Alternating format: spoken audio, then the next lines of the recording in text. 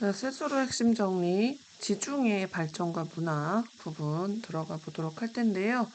자, 지중해 발전과 문화는 바로 어느 시대의 얘기냐면 로마 시대의 이야기입니다. 그래서 로마는 로마에 지금 공화정애가 먼저 나왔는데 로마의 먼저 정치 변화를 간략하게 얘기를 해보면 정치 형태 변화.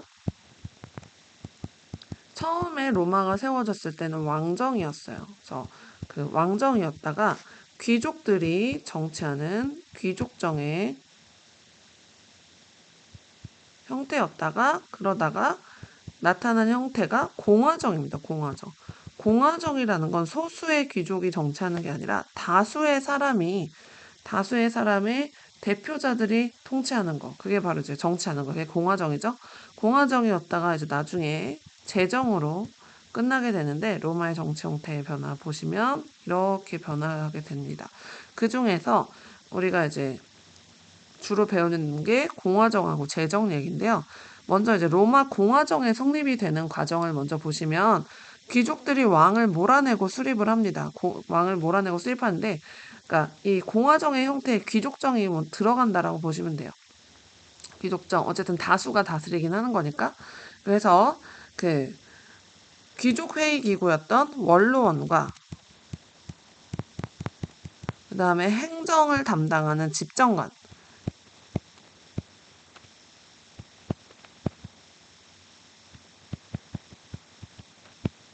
최고 권력자라고 보시면 되죠. 그리고 다양한 민회가 구성이 되는데 이 민회도 이렇게 들어가면 되게 종류가 다양해요. 뭐 처음에 쿠리아회, 그 다음에 뭐 트리부스회 막 이렇게 생기는데 그 중에서 이제 마지막 민회는 트리부스회가 뒤에 또 나올 거거든요. 그래서 그 얘기가 나오는데 이 로마 공화정에서 이제 평민이 공화정에 참여하기 시작하면서 공화정에 이제 귀족 공화정이었다가 그 모든 사람들이 다 참여하는 공화정으로 된다라고 보시면 되는데 이 과정에 왜 바뀌게 됐느냐? 바로 평민권이 신장을 하게 됐기 때문이에요.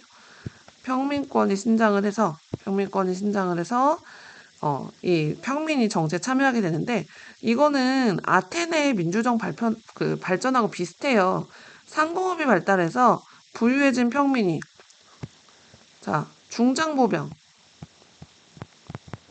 로마도 중장보병이 주력 부대가 되면서 중장보병이 이끄는 그 부대가 정복 전쟁을 활발하게 하게 되면서 평민들의 그 정치적 요구 사항이 커지게 되는 거죠. 그러면서 그 평민이 평민을 그러니까 이 보호하로자에 평민민족, 뭐 백성 이런 뜻이거든요. 그래서 평민을 보호하는 관리라고 해서 호민관이라고 하고요. 그 다음에 평민회 또는 그 여러 민회 중에 하나였던 이거는 트리부스예요. 트리부스회라고 하는 그런 그 평민의 권익을 대표하는 그런 회의도 만들고요. 그리고 이제 성산 사건이라는 걸 일으켜서 이게 뭐냐면 귀족들이 그전에는 관습법이었거든요. 관습법이라는 거 관습으로 아는 사람만 아름아름 관습법 또는 이제 불문법 문자로 되어 있지 않은 법이었었는데 그래서 귀족들이 자기들 마음대로 막 법을 해석하고 막 이랬었단 말이에요. 그랬던 법을 12표법 또는 뭐 12동판법이라고 하는데 로마 최초의 글로 이루어진 법입니다. 성문법이에요. 로마 최초의 성문법이 되면서 그러다가 이제 리키니우스법, 호르텐시우스법 뭐 이런 것을 통해서 뭐 집정관 2인 중 1인은 평민 출신이어야 된다. 아니면은 뭐 민회, 그러니까 평민회죠. 트리부스의 평민회 결정 사항이 곧 법이 되는. 그래서 법률상 귀족이랑 평민이 동등해지는 게 바로 리키니우스법, 호르텐시우스법을 거쳐서 그래서 이때 제대로 된 이제 공화정이 성립된 거라고 보시면 돼요. 그래서 이런 과정에, 이런 로마 공화정이 성립되는 과정 속에서 이탈리아 반도를 통일합니다. 이탈리아 반도가 이렇게, 미안해요. 그 신발처럼 생긴 거예요. 로마가 여기 있잖아요. 로마 도시국가에서 시작한 이 로마가 이탈리아 반도 전체를 통일하는 그 과정에서 바로 로마 공화정이 성립이 됐다라고 보시면 되고요. 그러면서 지중해 지역에 대해서 더 팽창을 하기 시작을 해요. 더 팽창을 할 때 누구랑 부딪히게 되냐면 카르타고랑 부딪히게 되거든요. 그게 바로 이제 포에니 전쟁이라고 하는데 요즘엔 이제 로마 카르타고 전쟁이라고도 해요. 포에니 전쟁 또는 로마 카르타고 전쟁이라고도 하는데 이거는 누구랑 전쟁한 거냐면 지중해 유역에 이제 페니키아라고 하는 그 민족이 식민 도시를 많이 건설을 했었는데 그 페니키아가 세운 식민 도시가 바로 카르타고였어요. 카르타고. 그래서 이제 페니키아인들 영어로 포에니시아라고 하거든요.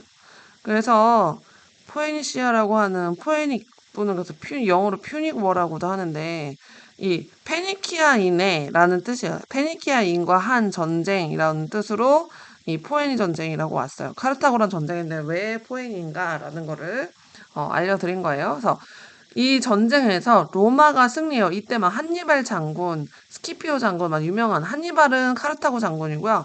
스키피오는 로마 장군이거든요. 그래서 막 이때 막 이렇게 박터지게 싸우는 그 전쟁 끝에 결국에는 로마가 승리해서 로마가 지중해로 세력을 확대하게 됩니다. 그래서 로마가 지중해로 영토를 확장한 거라고 보시면 돼요. 그래서 그 서쪽에 스페인뿐만 아니라 북부 아프리카까지 다 카르타고가 가지고 있었는데 그거를 다 뺏어오게 되면서 로마가 엄청난 영토 확장을 하게 되죠. 그래서 새로운 땅이 많이 생겼어요. 새로운 땅이 많이 생기니까 그 힘 있는 자들이 큰 농장을 건설하게 됩니다. 그게 바로 노예제 대농장인 라티푼디움이에요. 그래서 라티푼디움이라고 하는 노예제 대농장이거든요. 이 노예제 대농장이 왜 나타나게 됐냐? 자, 땅이 넓어요. 유력자들이 땅 넓게 하는데 혼자 자기 농사 다 못 짓잖아요. 그래서 정복하는 과정에서 발생한 노예들, 이 카르타고하고 전쟁하면서 발생한 노예들을 이용한 농장을 경영을 하게 되죠. 그러면 로마 본토에서 원래 농사를 짓고 있던 자영농들은 비교해 보세요. 노예가 생산한 엄청 큰 대농장에서 생산된 곡물 내지는 농산물 가격하고 그냥 자기가 열심히 일해서 농사지은 작은 소규모 농장에서 생산된 농산물 가격하고 어떤 게 더 싸겠어요? 당연히 넓은 땅에서 하면서 노예 노동, 그러니까 노동력 거의 적게 들어가잖아. 생산비가 훨씬 적게 들어가겠죠? 그러니까 그 수확물에 대한 가격도 훨씬 싸게 매기게 되면서 그런 과정에서 자영농이 몰락을 하게 됩니다. 자영농이 몰락을 해요. 너무 그 가격 경쟁에서 이길 수가 없으니까.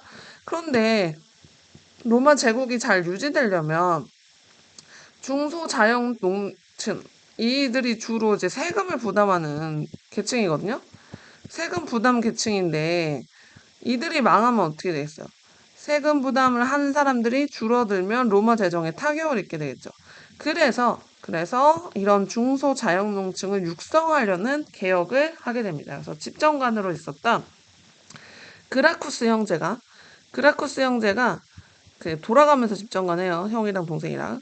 그라쿠스 형제가 자영농을 키우기 위한 개혁을 합니다. 그래서 자영농을 키우기 위한 개혁으로 농지법, 그러니까 토지 개혁하는 거죠. 농지법, 그다음에 곡물 가격을 조절하는 곡물법 이런 걸 추진을 하지만 중소자영농만을 위한 정책이에요. 귀족들이 좋아할까요? 싫어하겠죠. 그래서 귀족들이 반발을 하게 됩니다. 그래서 실패하는데 그런 과정에서 이런 중소자영농을 키우는 것을 지지하는 사람들은 이제 평민파가 되고요. 그거를 반대하는 사람들은 벌쪽파 또는 귀족파라고 하죠. 그래서 이 두 파벌로 나뉘어서 권력을 투쟁하게 됩니다. 그 와중에 또 검투사 노예 출신인 범투노의 출신인 스파르타쿠스가 반란도 일으키기도 해요. 그래서 그 로마 시대가 되게 혼란스러울 때 이런 혼란을 잠재우기 위해서 그 카이사르가 주도하는 원래 집정관은 두 명이거든요. 집정관은 이제 두 명이 해야 되는데 두 명이 아니라 세 명의 집정관이 있는 세 명의 집정관이 있는 그런 정치 형태가 나타나요. 그게 바로 뭐냐면 삼두 정치, 머리가 세 개란 뜻이죠. 아까 얘기했죠. 집정관은 몇 명이라고? 두 명이어야 되는데 세 명의 집정관이 있는. 그래서 율리우스 카이사르 알죠? 율리우스 카이사르가 주도하게 되는데 이때 이제 카이사르가 거의 종신 통령, 그러니까 종신 집정관까지 생각을 하고 있었거든요. 근데 이거를 원로원이 되게 싫어했어요. 그래서 원로원이 카이사르를 암살합니다. 그래서 카이사르가 죽자 그 다음에 카이사르를 이을 사람이 누가 되느냐를 가지고서 이제 의견이 분분했었는데 카이사르의 후계자로 손꼽힐 만한 사람이 누구누구가 있었냐면 카이사르의 이제 누나의 손자였던 양아들이었던 그 옥타비아누스가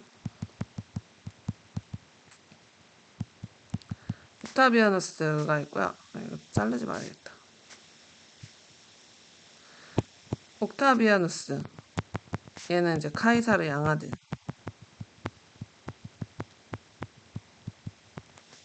카이사르 양아들 옥타비아누스하고 그 다음에 옥타비아누스의 오른팔과 같은 존재가 있었어요. 옥타비아누스의 오른팔과 같은 존재인 바로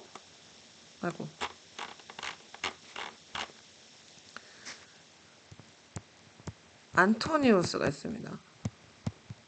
안토니우스는 그 카이사르의 오른팔 같은 장군인데 이 둘과 거기에 이제 레피두스라고 하는 또 다른 사람이 해서 제2차 삼두 정치를 하게 되는데 레피두스는 자기 깜냥이 안 된다고 생각을 했는지 옥타비아누스한테 진작에 이제 가고요. 이 안토니우스는 카이사르한테 친아들이 있었거든요. 친아들이 누가 있었냐면 클레오파트라와 사이에서 낳은 카이사리온이라고 있었어요. 그래서 클레오파트라 많이 들어보셨죠? 클레오파트라는 이집트 여왕이에요. 이집트 여왕이었던 클레오파트라하고 사이에서 낳은 카이사리온을 다음 그 후계자로 해주겠다라고 이 둘이 손잡습니다. 이 둘이 손잡고서 그 다음 후계자를 막 하려고 하는데 옥타비아누스는 자기 양아들이긴 하지만 어쨌든 그 혈연이었잖아요. 그래서 뺏기고 싶지 않았지. 그래서 이 둘이 내란처럼 싸우게 돼요. 이 내란처럼 싸우게 되는데 그 전쟁에서 특히 악티움이라는 곳에서 그 이집트의 클레오파트라 안토니우스 여기 연합하고 그다음에 이제 옥타비아누스하고 전쟁을 하는데 거기서 옥타비아누스가 승리를 하게 돼서 정권을 장악하게 됩니다. 그래서 정권을 장악하면서 이 옥타비아누스는 그 카이사르가 어떻게 죽었는지 정확히 알고 있었어요. 옥타비아누스는 카이사르가 원로원하고 사이가 되게 안 좋았거든요. 그래서 원로원하고 사이가 안 좋고 독재의 기미가 보이면 자기가 또 암살될 거라는 걸 잘 알았기 때문에 절대 자기 스스로 권력자, 뭐 이렇게 되게 높은 사람 이런 거 칭하는 말을 절대 하지 않고요. 자기 스스로는 뭐라고 그러냐면 프린캡스라고 했어요. 프린캡스라는 건 무슨 뜻이냐면 제1 시민이라는 뜻이거든요. 나는 로마의 첫 번째 시민일 뿐이야. 내가 뭐 권력자, 뭐 왕, 뭐 이런 것도 아니고 나는 첫 번째 시민이야. 그리고 되게 겸손을 많이 하니까 원로원에서 얘는 카이사르랑 다르다. 독재자 안 되겠네? 라고 하면서 아우구스투스라고 하는 칭호를 줍니다. 아우구스투스라고 하는 존엄한 자란 뜻이거든요. 이거는 원로원에 의해서 원로원이 준 거야. 그래서 원로원이 아우구스투스라는 칭호를 부여를 해서 그래서 그 후로 로마에서 황제를 지칭할 때 아우구스투스라고 칭합니다. 그래서 이 옥타비아누스는 자기가 죽을 때까지 절대 스스로 황제라고 하지 않았어요. 하지만 이미 주변에서는 옥타비아누스를 황제라고 지칭을 하고 있었죠. 그래서 아우구스투스라는 칭호를 주게 되고요. 그래서 이때부터 이제 제정이 시작됩니다. 황제가 통치하는 정치 형태인 제정이 시작되는데 이 제정이 시작되고 나서 로마 제국은 다음에 후계자를 할 때 혈연에 의해서가 아니라 유능함을 따져가지고 다음 황제를 선발하는 시대가 있었거든요. 그게 바로 5명의 현명한 황제 시대에서 오현제 시대라고 해요. 그래서 이 오현제 시대의 정치적 안정이랑 그 로마 제국 최대 영토 확보하고요. 되게 번영을 해서 그때 로마의 평화 시대라고도 하는데 이 오현제 시대를 거치고 나서 황제가 자주 빈번하게 교체가 돼요. 군인이었던 사람들이 반란을 일으켜서 참 황제 자리 뺏고 막 하는 군인 황제 시대 나타나거든요.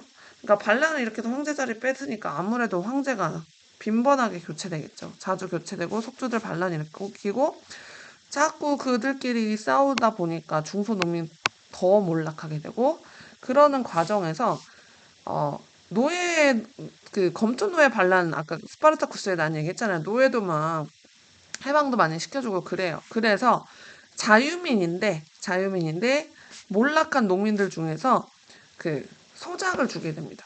그걸 이제 콜로나투스라고도 하는데 콜로나투스는 아까 라티푼디움은 얘는 노예제 대농장이에요. 노예제 대농장이지만 이거는 소작제, 소작을 주는 대농장이라고 보시면 돼요. 소작을 주는 대농장. 그래서 이렇게 콜로나투스라는 게 등장을 합니다. 자, 이런 재정이 시작된 로마 제국은 막 엄청 크잖아요. 점점 막 계속 펼쳐져서 계속 남아있을 것 같지만 사실 나라 영토가 너무 커. 너무 커서 황제가 혼자 통치를 못 하겠는 거예요. 그래서 디오클레티아누스 황제는 이 제국을 4개로 나눕니다. 그래서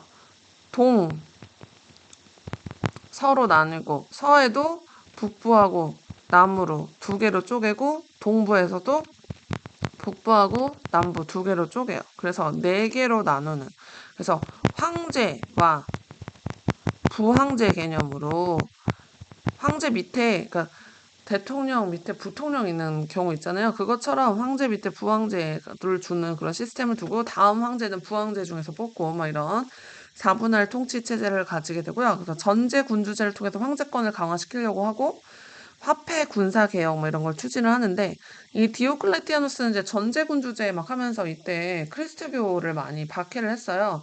그런데 그 다음에 이제 황제가 된 콘스탄티누스 황제는 크리스트교를 디오클레티아누스가 막 박해를 했는데 박해를 계속 하자니 너무 규모가 커져요. 뒤에 크리스트교 다시 얘기하겠지만 크리스트교는 우상숭배 금지잖아요. 근데 로마 제국에서는 황제도 신처럼 막 숭배하거든요. 그래서 그거를 막 거부한단 말이야, 크리스트교도들이. 그래서 로마에서 황제가 크리스트교를 박해를 했는데, 근데 박해한다고 해서 믿는 사람이 없어지면 그러면은 그 박해는 성공적이었겠지만 몰래 몰래 아름아름 믿는 사람들이 엄청 많이 늘어나가지고 도저히 박해하면 그 로마 시민 절반을 죽이게 생겼어요. 뭐 너무 많은 사람들이 믿어서 그래서 그 공식 인정합니다. 그래 크리스트교 믿고 싶으면 믿어라고 하는 밀라노에서 황제 칙령을 내려요. 황제 칙령을 통해서 믿고 싶은 사람을 믿게. 그렇게 하는 콘스탄티누스 황제. 그리고 콘스탄티노폴리스. 그전에는 비잔티움이었거든요. 비잔티움이었던 콘스탄티노폴리스로 천도해서 이름도 자기 이름 따가지고 콘스탄티노폴리스라고 합니다. 그래서 그렇게 천도를 해서 다시 이제 나라를 강하게 하려고 했는데 이 테오도시우스 황제 때 동서 로마가 아예 분열이 돼요. 아예 분열이 되는데 동로마는 1000년간 이제 395년 분열된 후에 1000년간 지속이라고 하는데 1453년에 멸망을 하고요. 서로마 제국은 이 지역에 게르만족이 끊임없이 쳐들어옵니다. 게르만 쳐들어온 것도 있지만 이동해 와요. 이 게르만족은 훈족에 의해서 이동을 하거든요. 연쇄 반응에 의해서 중앙아시아 쪽에 있던 훈족이 게르만족의 주거지로 이동해 오니까 이동하고 막 침입하고 하니까 그 지역에 있던 게르만은 다시 어디 서로마 지역으로 이동해 가요. 그래서 결국에 서로마 제국은 멸망을 하게 되죠.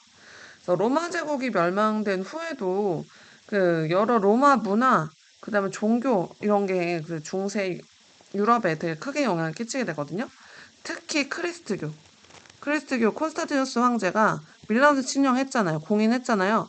공인했는데 이때 무슨 일이 일어나냐면 밀라노 침략을 내렸어. 공인했는데 교리의 문제가 나타나요. 콘스탄티누스 황제 때 교리의 문제로 뭐가 나타나냐면 삼위일체를 인정하느냐.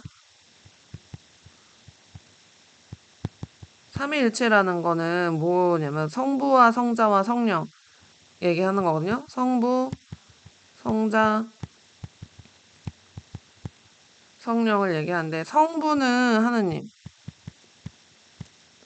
성자는 예수님. 그래서 이 그 신의 성격이 성부도 성자도 다 같다, 하나다. 성령은 이제 뭐 그 뭐 성스러운 영혼 뭐 이런 뜻인데 한 그 천국에 하느님이 있고 인간 세상에 나타나는 하느님의 말씀을 성령이라고 보시면 돼요. 그래서 이게 같다라고 인정하는 학파는 이제 아타나시우스파가 있었어요. 우리 주장하는 파 아타나시우스파하고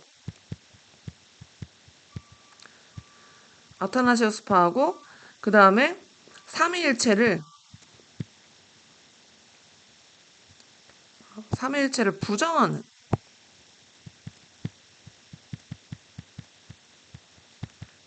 부정하는 그 교리 연구 세력.